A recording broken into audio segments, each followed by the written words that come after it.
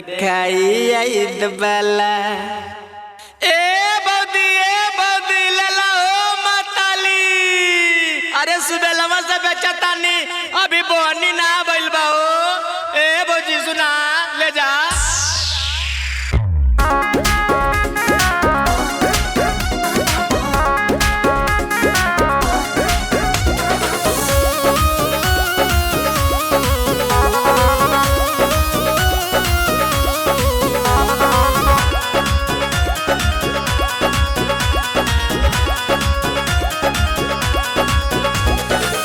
सौदान मेल करी कवनो बजरिया से मछरिया लेला।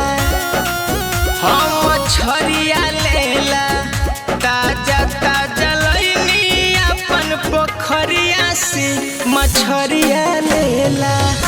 ताजा ताजा लईनी अपन पोखरिया से मछरिया लेला। एकदम ताजा बा।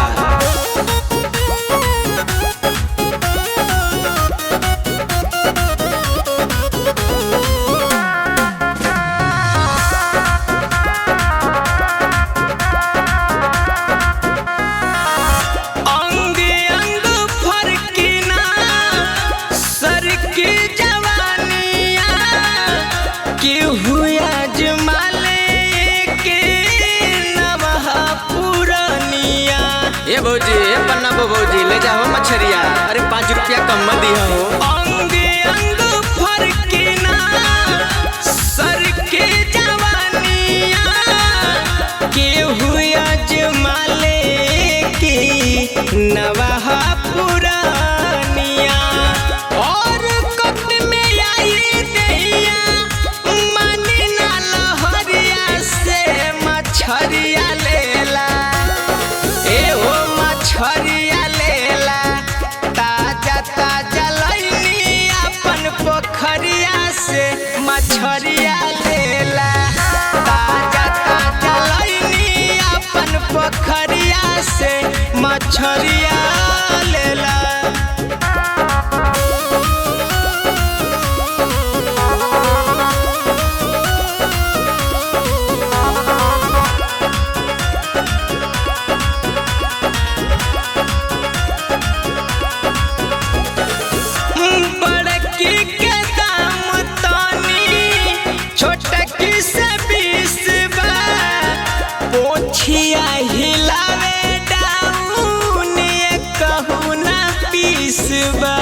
ए प्रकाश भौजी आवा तू लेला हो उधार लेला।